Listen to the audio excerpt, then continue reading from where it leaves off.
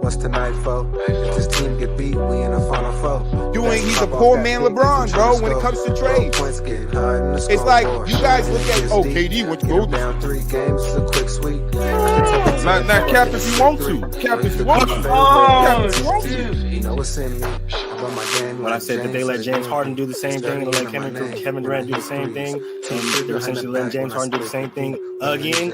It'll cause a quick freeze. I said Kevin Durant should have took a 50-50 blame, and Westbrook should have took a 50-50 blame too. MJ fade away with the eyes closed. Bust motherfucking down, baby. You feel me? Bust down. Welcome back to another episode.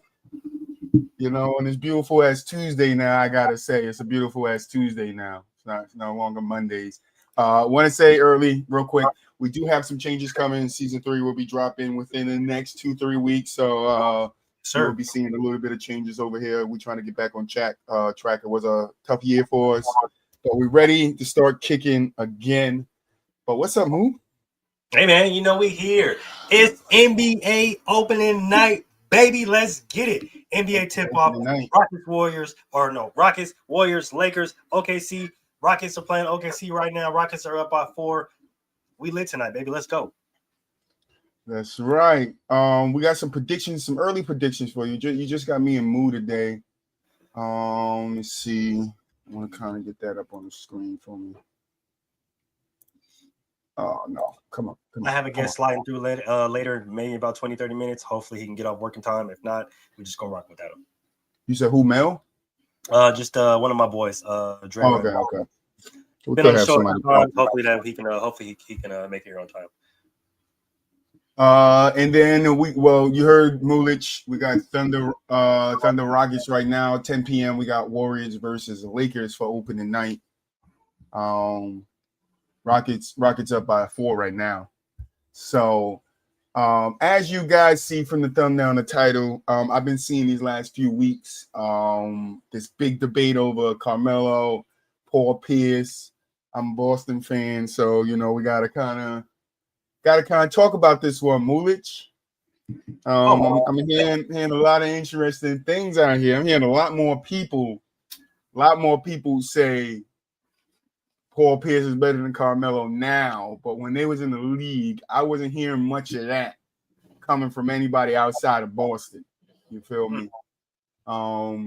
So I mean, let's have at it. Let's talk about it. Let's break it down. Let's discuss it.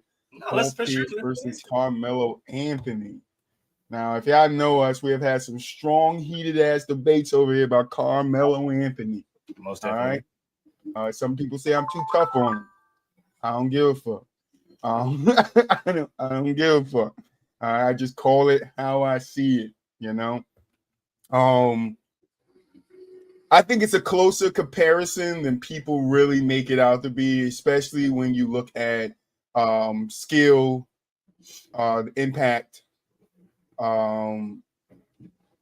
importance to their team. We know, and I'll start it off. We know Paul Pierce coming out being drafted wasn't really on a good Boston team. That's just what it is. Sure. Wasn't on a good Boston team. They came out, they struggled a lot. But I also think in that moment of them struggling, we kind of knew who Paul Pierce was. All right. He was dropping big numbers, carrying his team to big wins early on from 98 to 2006-07. You feel me? Before he got Kevin Garnett and Ray Allen. We won in 08-09 season. I think if we look at what he has accomplished, go back, you motherfucker. I think if we look at what he has accomplished in his first, let's say 2, 4, 6, 8, 10 years.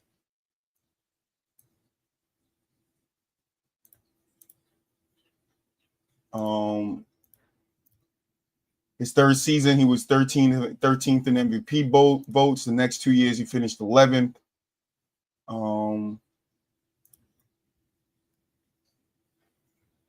If we look at the head-to-head, it's they both played 19 seasons, right, Moo? If I'm correct, yeah, I believe so. They both played 19. No, yeah, they both played 19 season. Paul Pierce has 1 chip. Carmelo has none. Playoff appearances. Paul Pierce has 14. Carmelo 13 in the 19 seasons that they both played. Both of them with 10-time All-Stars. Finals MVP to Paul Pierce. We know Carmelo never made it. All NBA teams, Carmelo has 6-4. And then scoring leaders, Carmelo has 1-0. If we're looking at their stats, right, of the totality of the career, Carmelo 22.5 points, Paul Pierce 19.7, not that far off when it comes to scoring. Rebounding 6.2 for Carmelo, 5.6 for Paul Pierce. They ain't that far off there, even with Melo with the edge. Assist, rebounds, and blocks, the edge goes to Paul Pierce, not by much. Total points, Carmelo 1,000 and more than Paul Pierce to be the king of the triple threat, right? Moo, to be the king of the triple threat. This guy, yeah. You. Paul Pierce was nice, man.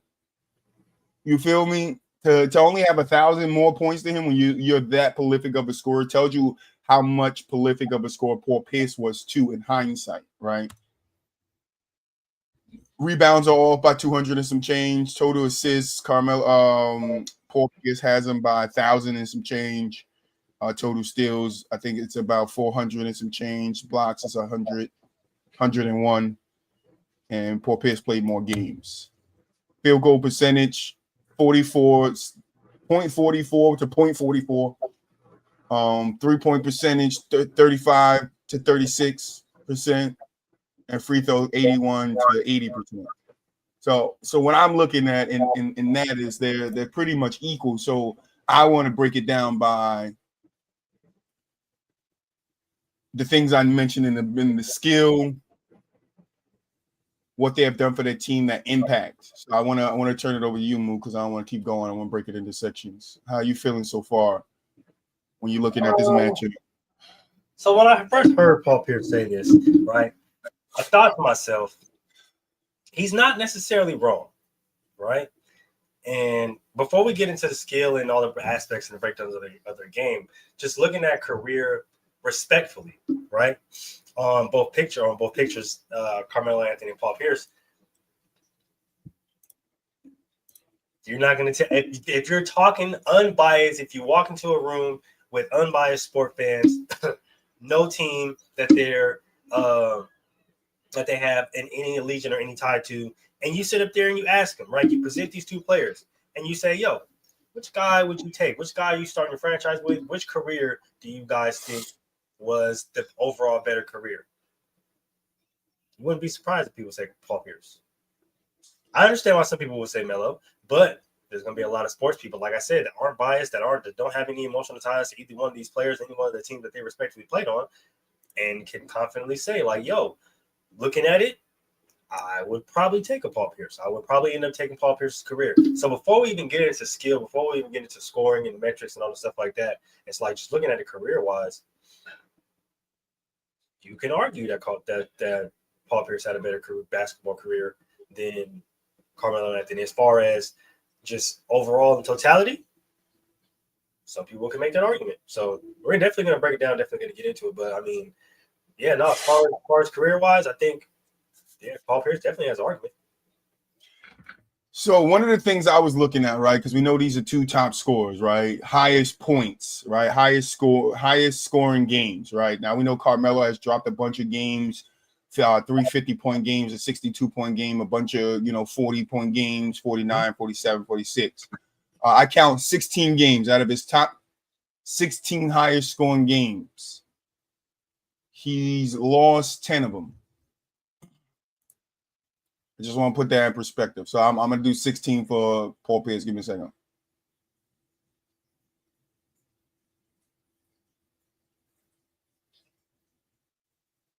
All right.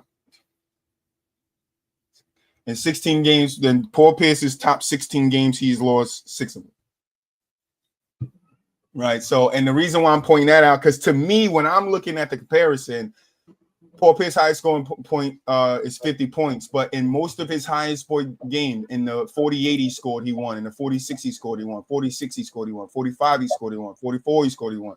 Right. And then we go over to Carmelo, 50 points he lost to the Rockets in 2011.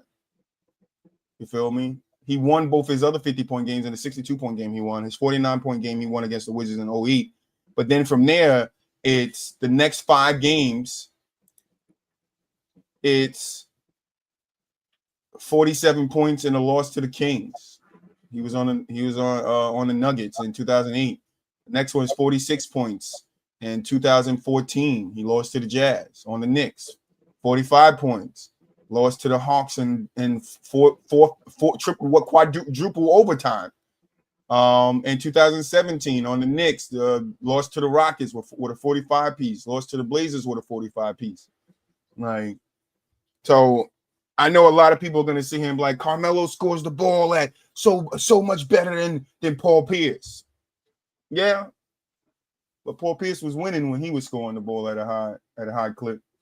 And I think that's important to mention because it goes into the impact on the game, right? You got a guy, Carmelo Anthony. What is Carmelo's nickname, Mulich? Melo? That's short. Hoodie Melo. Nigga, that's his Melo, nickname. I mean, Hoodie Melo. That's it. What is Paul Pierce's nickname? But and that doesn't really count because he didn't get Hoodie Melo until after he left with the Rockets and everybody felt like he was being blackballed, and so he was dropping workout videos to show that he could still play the game. So in a hoodie, he was doing it in a hoodie. That nickname, he didn't have really a nickname his whole career until after he got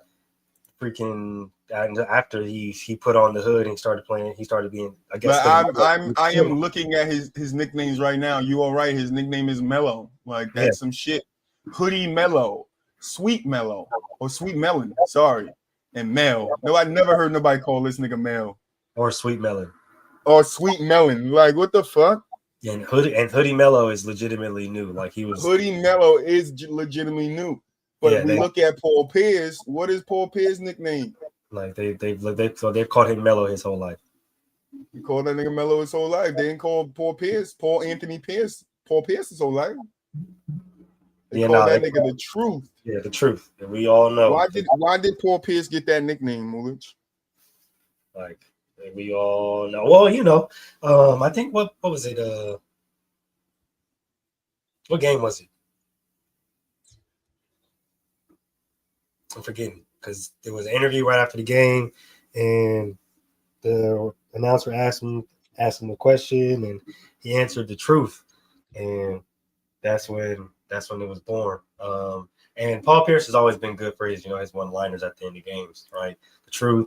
I call game.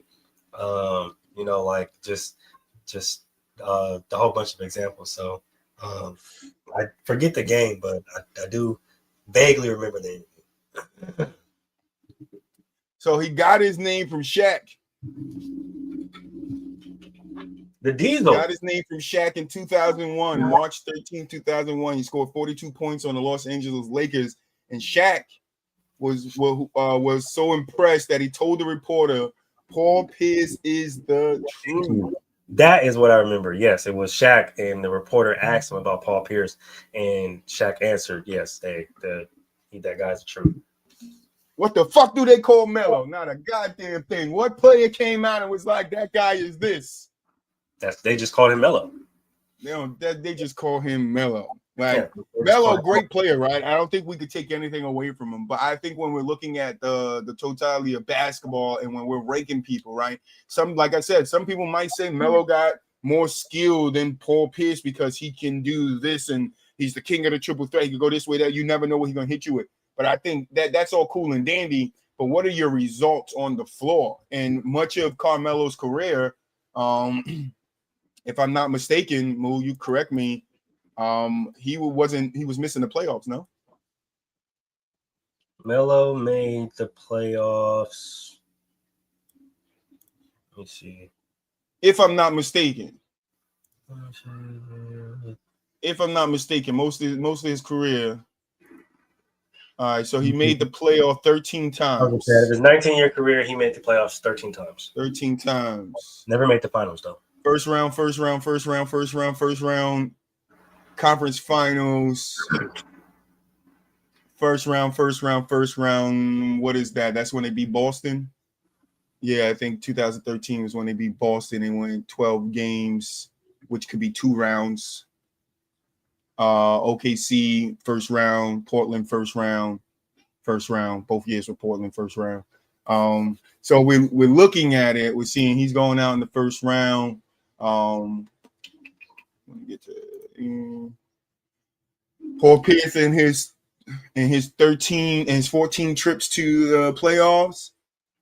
2001 played 16 games. So what's that? That's anywhere between 2 rounds, 2 maybe 3 rounds.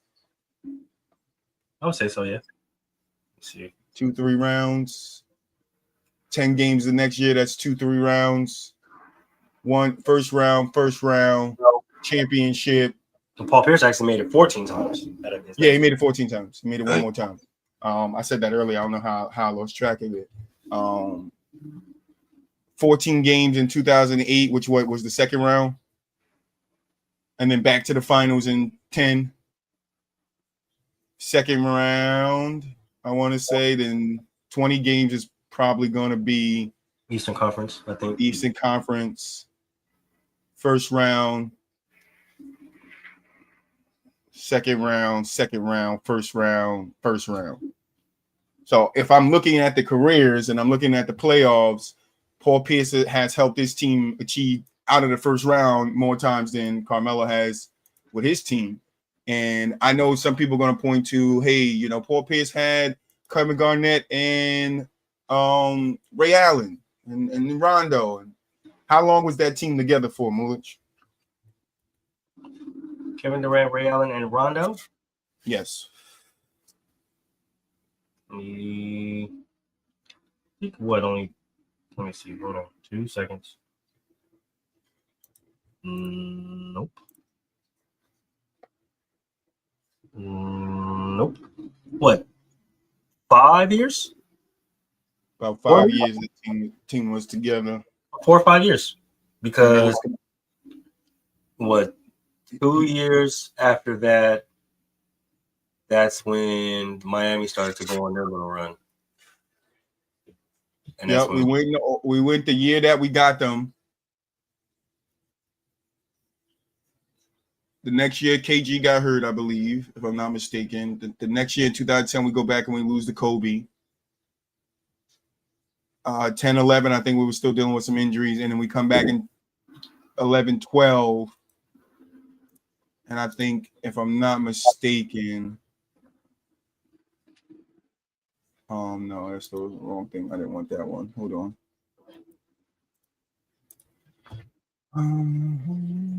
Yep, so boom.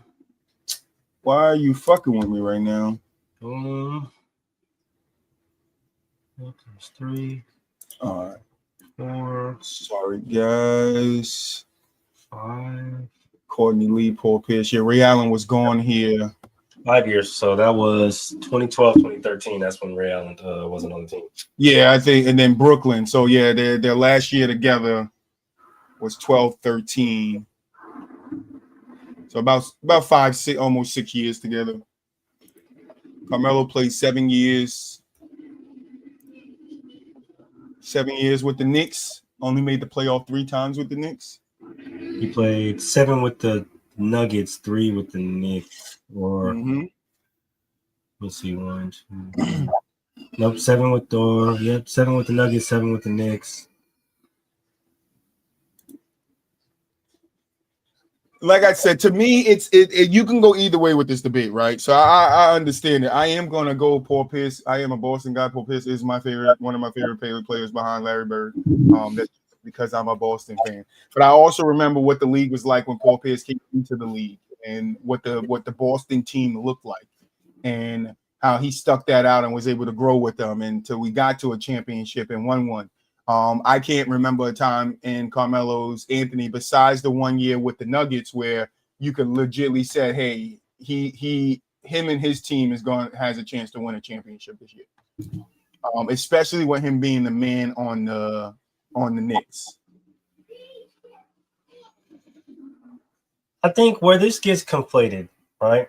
And I understand why people will go with this is because we're looking at the totality of both their career. We have to focus on what they specifically did in the NBA, right? So a lot of people are going to try to point to obviously the Olympics and college where, our Carmelo is really accomplished, which understandable. We get that, right?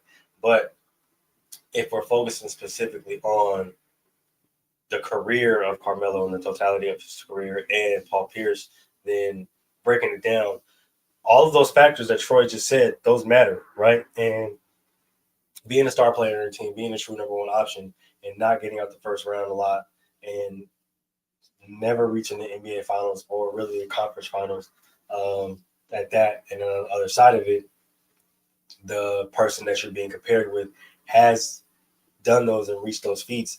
It's kind of hard to it's really kind of hard to compare at that time without bringing in the other accolades from Carmelo, i.e. the Olympics and from what he did in college, right? Because you run into another Al Horford situation, right, where he was really accomplished in college and early on in his career, but without the championship and without certain accolades, it's just yes, you were a really good player, but the type of career that you had may be glossed over because you did not win a championship, you didn't win an MVP. So a lot of people will kind of tend to gloss over the fact that you were the type of perimeter player. And yes, Melo has scoring championships. Yes, when you look at he's looked at as one of the ISO players and triple threat players in the game.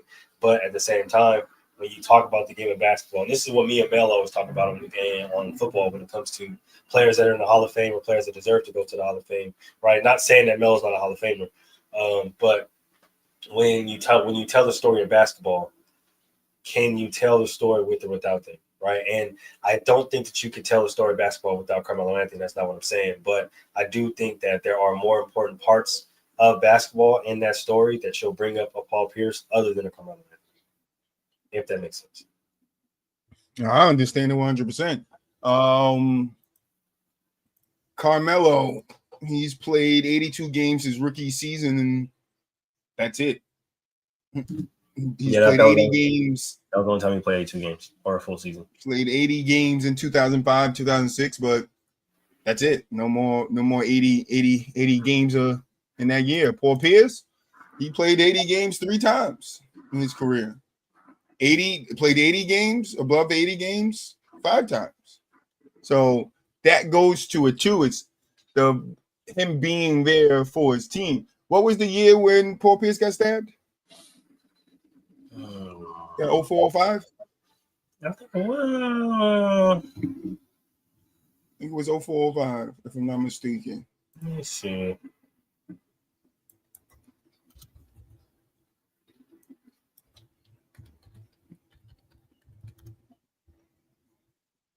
September 2001. 2001. Yeah. So he played 82 games that year. We all know that, which, we give him tremendous respect over here for that, being stabbed 11 times, then come back, play 82 games. And what was it? And it was a couple of months span. But not only doing that 3 years later, again in 2004, 2005, another 82 games.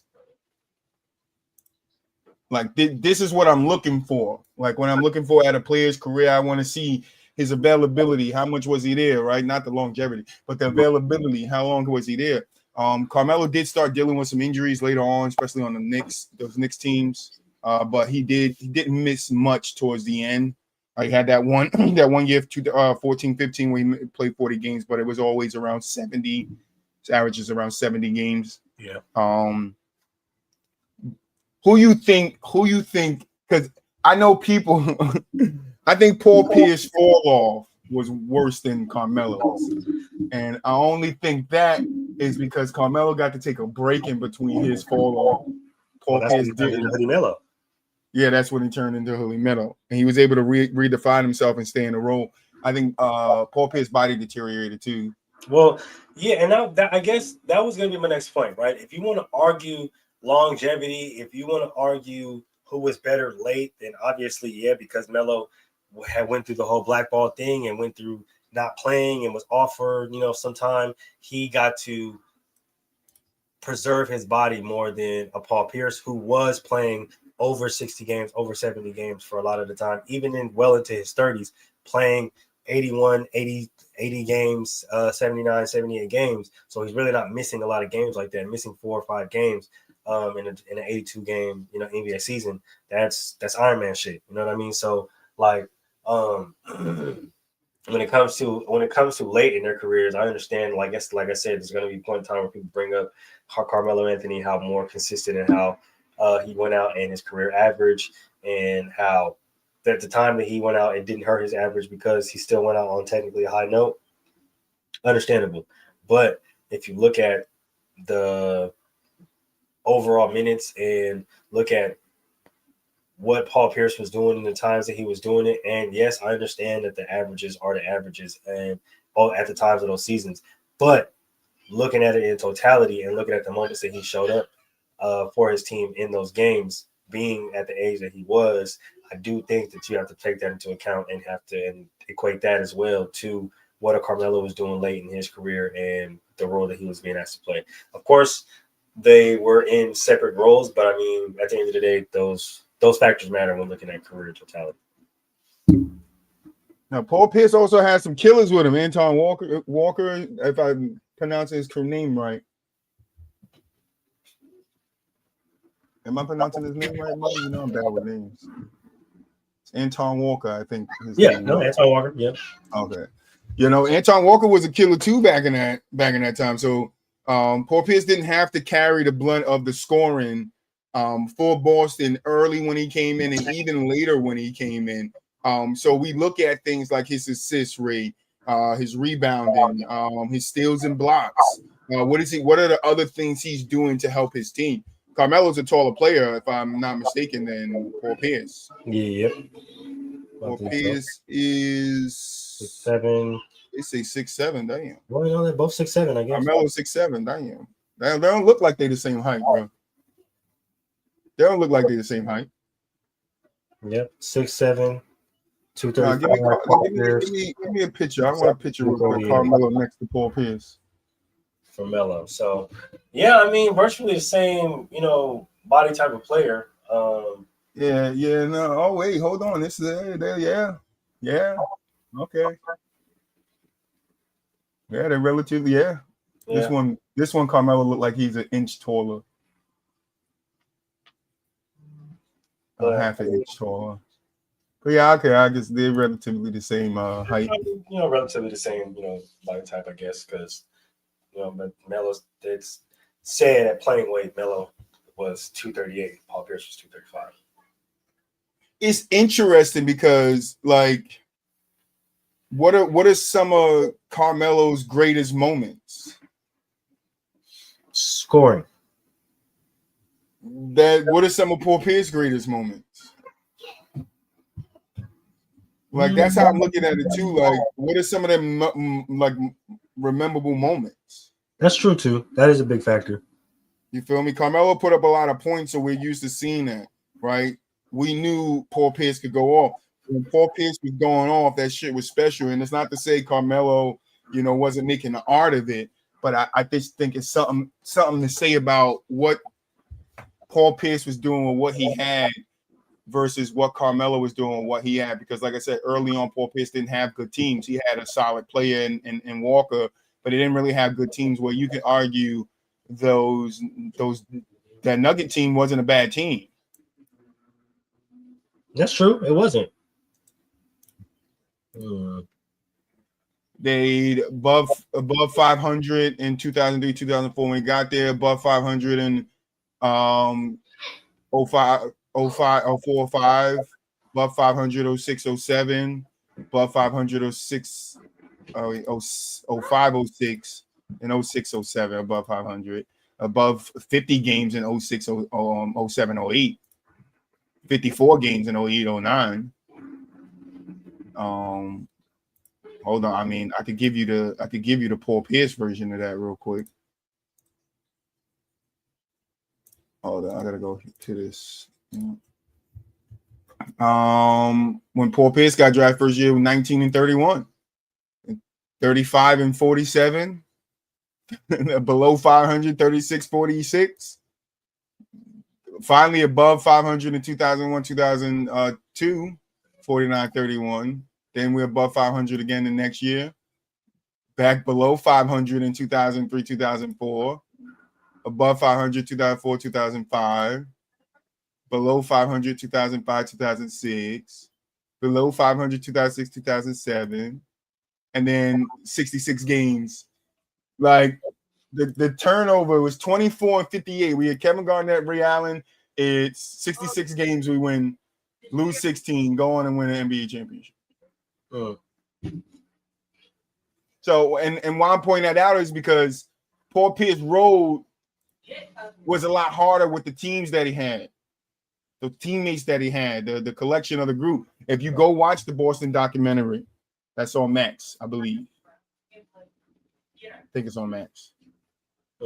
If you go watch, they show you in those intervals, and I brought it up a couple last month sometime when I was on, that if you go and look, like, we will always have a good player but a bad team after the Bird era. After Bird, McHale, and Roberts broke up, you will find us having a good player and that player either dying, because that happened to us I think twice. Yeah, that's true. That is very true. Working out to where the team wasn't good. So Boston was always on this be good for a little bit, be bad, be good, be bad. And in Paul Pierce time, to me, they finished below 500, but Paul Pierce was the anchor on that team. What was his other teammates giving him? To where if we go look at Carmelo's team when they was above 500, look at his teammates and look what they were giving him, right? So he ultimately had a better team early on with the Denver Nuggets, right, early in their career. I don't know if you would say that Knicks team was better than Boston team, because they came together in 2010, 2011. So Boston already won their championship and lost to Kobe 2 years later before he got there. I would say no, probably not. I wouldn't say.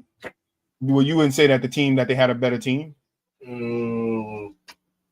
than Boston in 2010, 2011? No. They had a good team, but I don't think it was better than Boston. So. 2011, 2012 is when the Knicks beat us in the playoffs, if I'm not mistaken. It was when they were up, I think, 3-0, and we came back and won 2 games, and they beat us 4-2, I believe. If I'm not mistaken, let me see, 2012, 2013. So 2012, 2013? Yeah, I think that's what it. All right. So yeah, they went up 3-0, and then I remember watching this series, bro. And then we beat them in overtime in Game 4, beat them in Game 5, and then they beat us Game 6. Okay. I know what series you're talking about. Yeah, I know what series you're talking about. All right. I remember watching the series. I'm picturing it in my head right now. Fucking how excited I was when we won that Game 4, nigga. But I don't know. Like, I think this conversation would be a lot different if Buat was here. I think I would have to push a little bit more to get him to realize that I think they are closer than what people actually look at them as.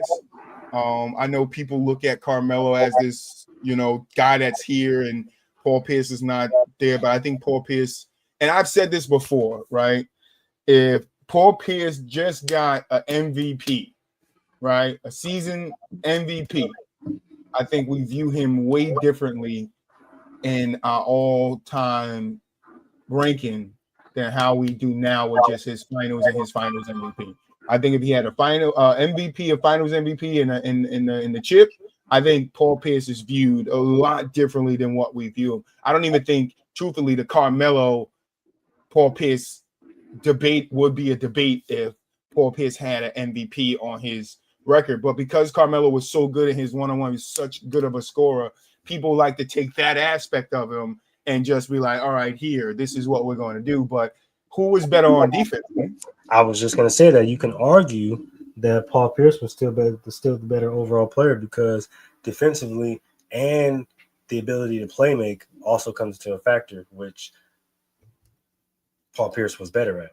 He's better at playmaking, right? He's better decision making as far as getting his teammates or the open player the ball, and he's better on the defensive side. The only time Paul Pierce didn't average at least a steal was his last 3 years in the league. There was a point in time when he averaged two steals a game. Melo's never averaged even one steal a game, right? And even if looking at blocks, there are 2 seasons, I believe, that Paul Pierce has averaged at least 1 block a game. Yes. Which means he was actually in the rookie paint. Season and his 4th season. Right? Melo's never done that. So we do have to take it. And we big up Wade for his blocking at the shooting guard, right? Yeah, we do bring that up.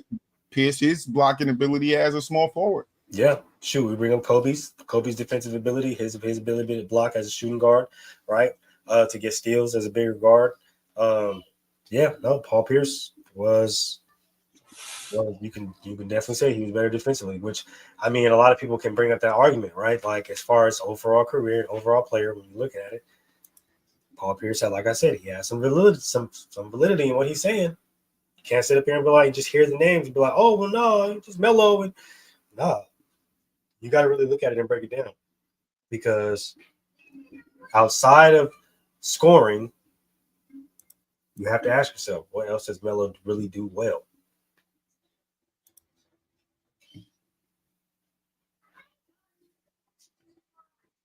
It's not a lot. Yeah. He does things really good, but it's not things that are considered great, right? Like, you can look at certain aspects of certain players' career and look at them on different sides and different aspects of their game of the ball.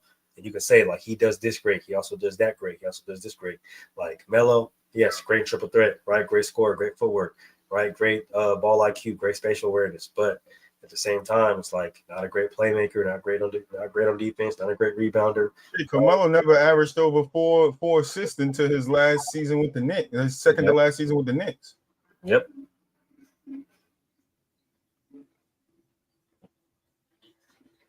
.7 on his career. Paul Pierce has averaged 4 assists. 5 times, 5 assists once. Nope, 6 times. 7 times, 4 assists 7 times, 5 assists once. Like that's the skill it goes into. Can you get your teammates involved? Like Paul Pierce was arguably in the same position early on with Boston as Carmelo was with the Knicks, and Paul Pierce still found a way to get his shitty teammates involved. Where Carmelo was the guy they had to get the ball to. I think Paul Pierce brings a lot more to your team than if you were to have to pick between the two. And just looking at the careers in hindsight, if you go with Carmelo, you get a bunch of scoring. But if you go with Paul Pierce, you get a little bit of steals, a little bit of blocks, a good moderate amount of assists. So he's looking for your other players. He's not just looking to get his.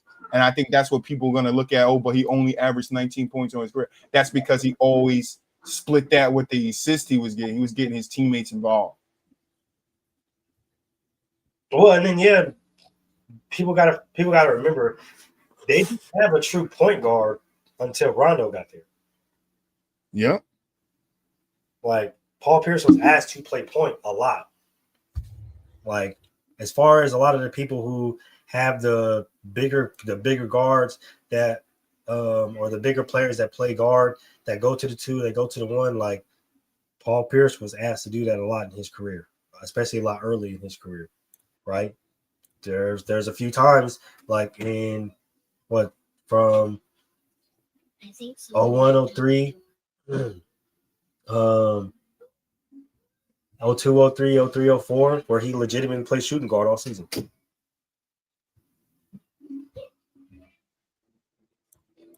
Which means he was definitely taking minutes at point. So like he was definitely asked to do a lot more for his team as far as the player for his team.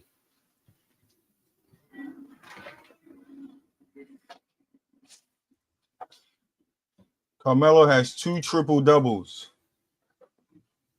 No triple doubles in the playoffs or in the play-in because he was a part of that. Paul Pierce was so good he wasn't never a part of the play-in, bro. No, let me stop. You know how many triple doubles Paul Pierce has? Take a guess, Moo.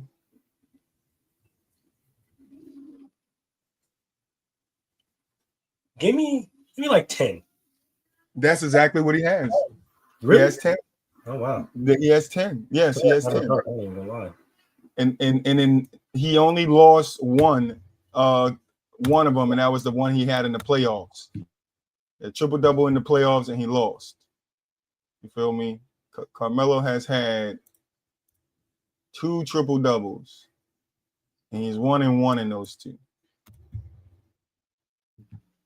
Yeah, I mean, so just that point alone tells you that Paul Pierce was asked to do a lot more in his role with the Boston Celtics, which means that he can be deemed a lot more, he can be deemed more important as a player for his franchise than Carmelo was.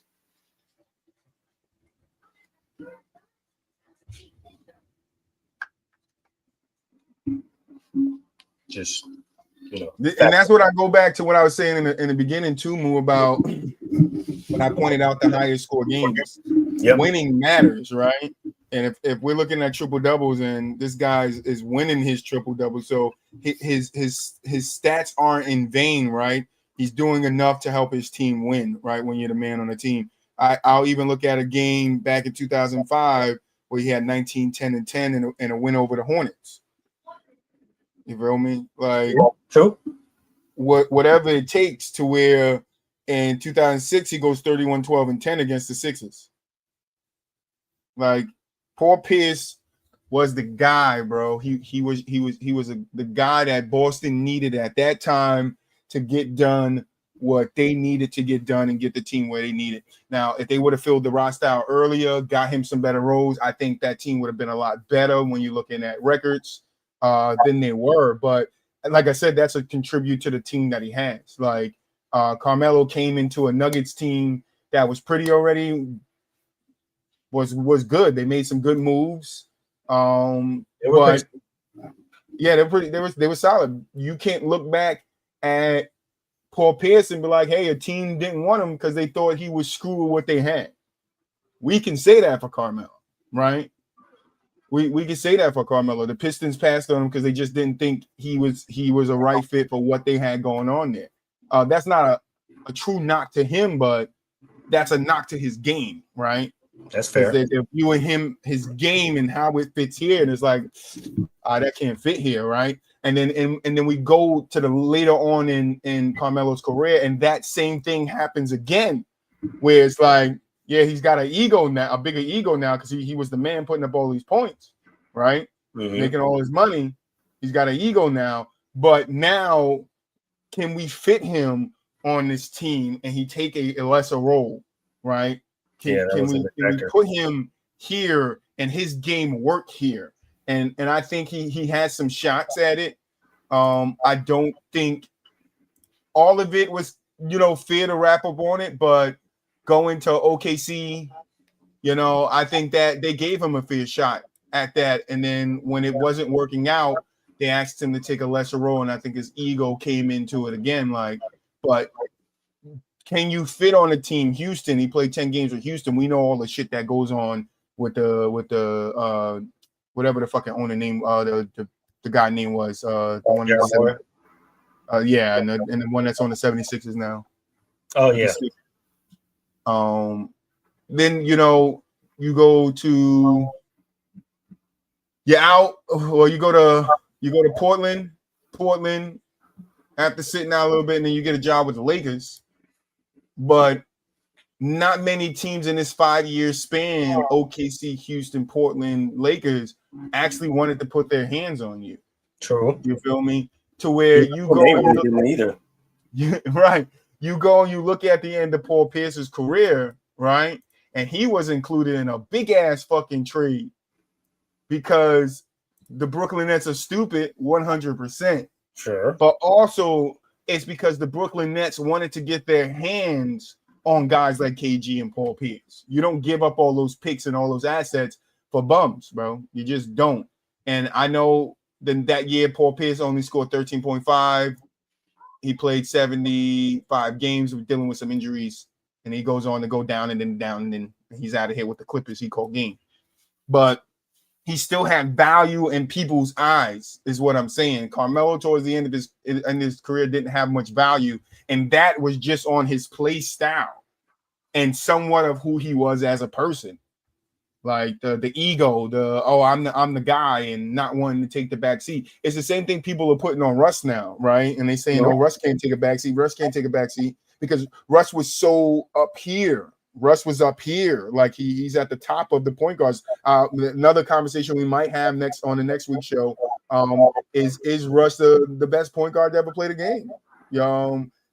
Because of how people are viewing him now versus how they viewed him on the Lakers. It's like now you're starting to hear these takes like the McCants of the world coming out and saying he's the best point guard ever because it's triple doubles. When people like me were saying, hey, you got to respect this guy because what he was doing from the game, even when he was going through the backlash from the fans. So what I'm saying is like Carmelo, great player, but Paul Pierce and what he's done for the league and what he's did for Boston, I think it over succeeds what Carmelo did for the Denver Nuggets, the Knicks, and then the struggling of his last 5 years in the league.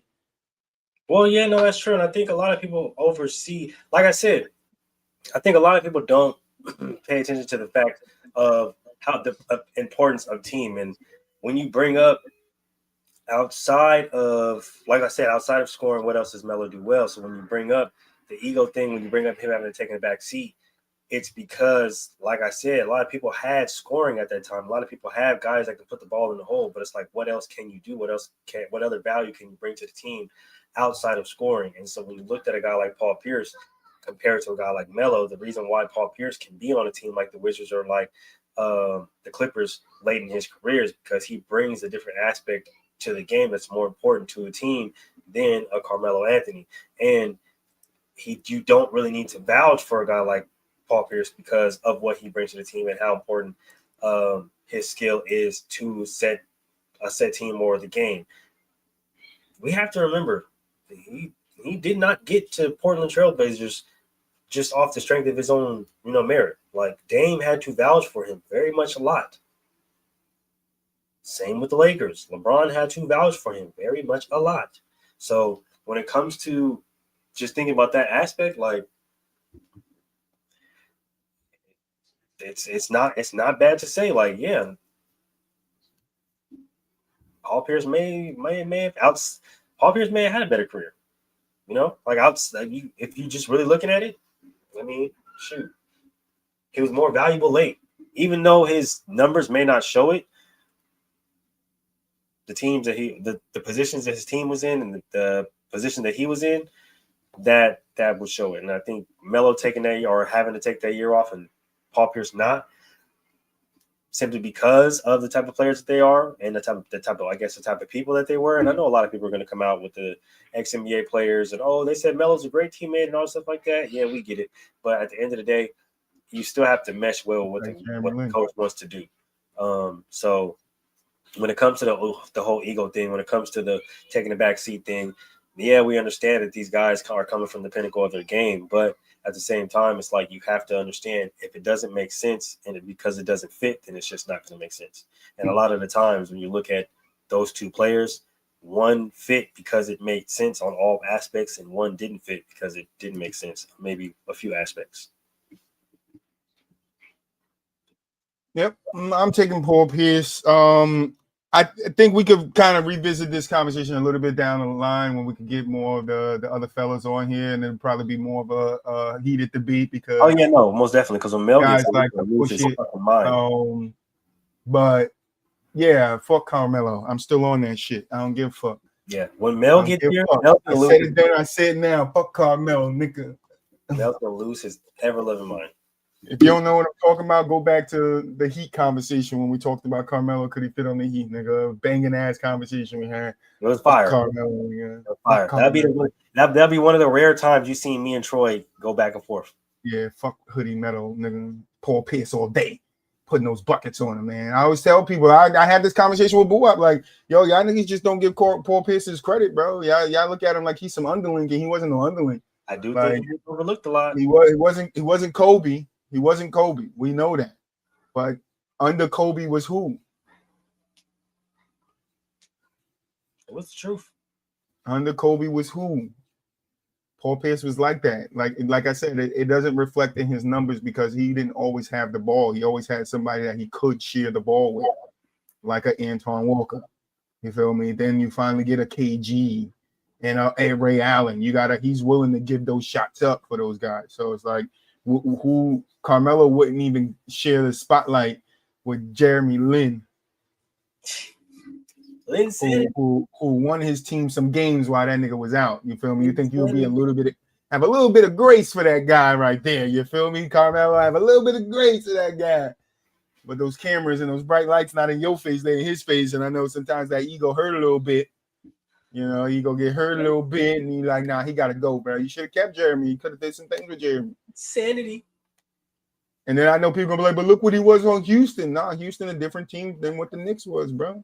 And the Lakers were a different team, and Portland was a different team. You feel me? Thank you. And then I will tell you this, nigga. I'm not a Jeremy Lin fan. I will tell you that nigga got cut and cut and cut and cut. Very true. They was cutting this nigga like a mother cutting sandwiches for a picnic for her 5 kids. Like, that's how they was cutting Jeremy Lin. Yeah, Troy is not a Jeremy Lin fan. I'm not a Jeremy Lin because somebody said Jeremy Lin was a superstar. That's where I cut. That's where I drew my line. That was it for me. All right. It's an old episode about 4 years ago. He on from the sideline. Somebody said Jeremy Lin was a superstar, and I won't let it go. All right. Just that like no superstar. Iconic, maybe. Superstar, hell no. But we can't say that. We can say. But that's the thing, too. Some people might just say, yo, Carmelo was a superstar, though. Paul Pierce wasn't. No, that's not true. Yeah, I wouldn't say that's true either. That's not true. Because Carmelo was definitely a superstar. I mean, because Paul Pierce was definitely a superstar. You knew you was getting buckets when you went in his building, bro, when he came in yours. That's just what it is. That is just what it is. Yeah, no. They can't lie like that because Paul Pierce is definitely a superstar. You cannot lie like that. But let's get to our predictions and we can get out of here because we're running on the hour. So early predictions, early MVP prediction. Who you going? Early MVP predictions. I'm gonna give you 3. Give me Shea for the repeat. Jokic because his name is always in there. Give me Ant-Man for the 3rd spot. Ant-Man go from tied from 7 to 3rd? Mm-hmm. Crazy jump. Okay. So my first, I'm going Jason Tatum. Okay. That would be crazy because then he would really deserve it because he would be coming off of a crazy Achilles tear. Insane. Can you imagine, bro? Can you? But at the rate that he's going right now, I don't doubt that, he's going to try to make a comeback this season. They come back, play 25 games, and he win MVP. Hey, but, they got that rule to where you got to play a certain amount of time. Yeah, I know. I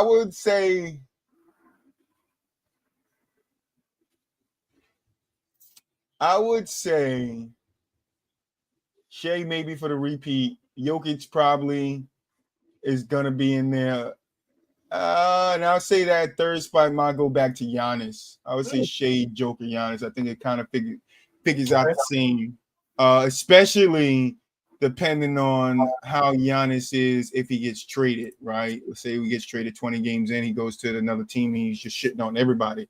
Sure. I think definitely that could push him into having another MVP. Jason Tatum not here, so he would definitely be up there because I think if he didn't get injured, he would have came back and had a monster season again. Definitely think he deserved one of those things, but we all can't get paid like Kobe. Who you got for Rookie of the Year? We already know. Rookie of the Year.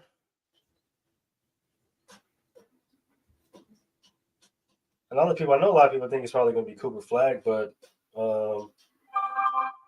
I got Ace Bailey being a strong, giving Cooper a strong run for his money this year. You said who? Ace Bailey. Yeah, I'm gonna go Cooper Flag. I think he's gonna be good out there on Dallas. We'll see. We'll see. Got my eye on Young Buck. We're gonna see if he could take the fans out there mind off of losing Luka. Sure. If he could put the Band-Aid on it so it don't hurt so much. But defensive player of the year. Depoy, because he was so close last year, I'm gonna say Dyson Daniels from Atlanta.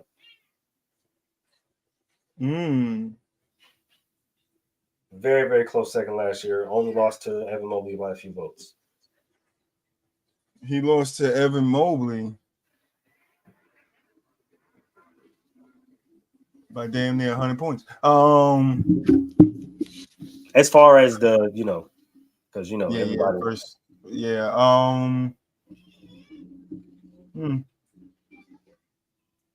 I could see Dyson taking that leap, but I can see Evan Mobley winning it again. But I do have a name that kind of was injured most of the season last year, Jaren Jackson Jr. Not bad. I'm gonna go Jaren Jackson Jr. I would say my dark horse is Asor Thompson from the Pistons. I was looking at him and I was gonna say him, so I'll agree with you there. I was looking at him. It's my dark horse. Definitely that young kid is nice out there. Yeah, he's really good. In Houston. 6 man of the year. I'm going PP again. 6 man. PP for back-to-back, baby. Only if he stays in a traditional 6-man role. I just don't know that because how the lineup with the Boston Celtics is going to go. So he might be playing a lot of starter minutes, and we'll see how that goes. We see, but I'm still going PP. PP, and then give me Russell Westbrook at number 2. That's actually a really solid pick. I think Russ had a really solid chance to win it last year, too. He was 7th last year.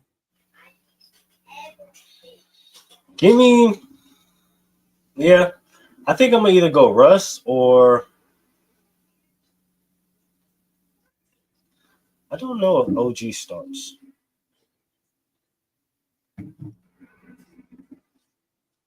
I don't know if OG starts yet. I'm not really too sure about Malik that. Beasley was right there last year. He finished 2nd, and Ty Jones for 6 man of the year. Let's see. Actually, I'm probably going to go Ben Mathurin. Okay. He showed up really big off the bench last year. So I think I'm going to go Ben. Most improved? Who you can get most improved?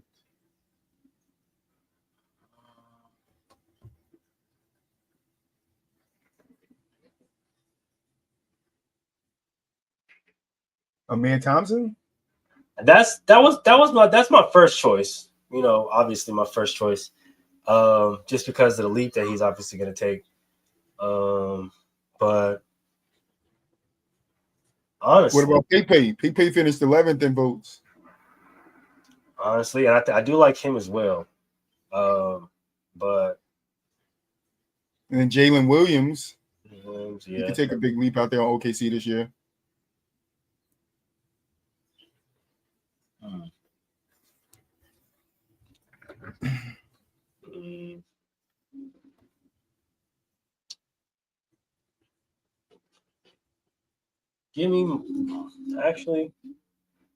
This is actually a really good one because, like I said, I like Amin Thompson. Don't get me wrong, but I think there's somebody that I'm missing. I feel like that his name is on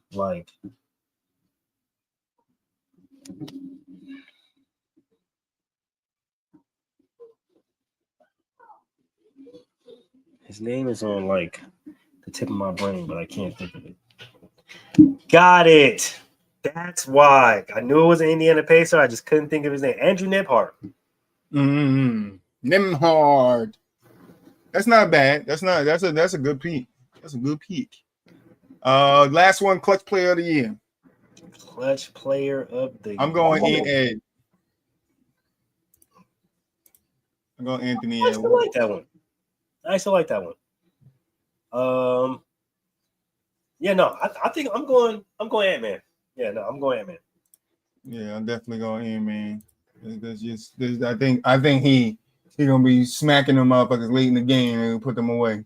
He learned some stuff from Jordan. He learned not to put his butter on people. He used the top of his back. All right, like fuck that. We out of here, boo. Final thoughts, man. Oh man, hey, use the top of your back is my final thoughts, not your butt. If you know, you know. Okay. Make sure y'all catch the rest of the show throughout the rest of the week, starting tomorrow. Gentlemen's Talk here Wednesday. You all guys already know what it is. Inside the Huddle on Friday. Of course, we back. Me and my boy Mel, Optimus Mel, Troy. I better see you there on Friday because we got to be talking about the Giants. But shit show. So make sure you guys Inside the Huddle, 7:00 Pacific time. Gentlemen's Talk, 9:00 Central Standard Time. So make sure y'all catch that difference right there. But yeah, I appreciate everybody for tuning in. Keep liking, keep commenting, keep subscribing. We're gonna keep bringing out this dope ass content. You already know we're not gonna stop until we get that plaque in the back. See y'all tomorrow.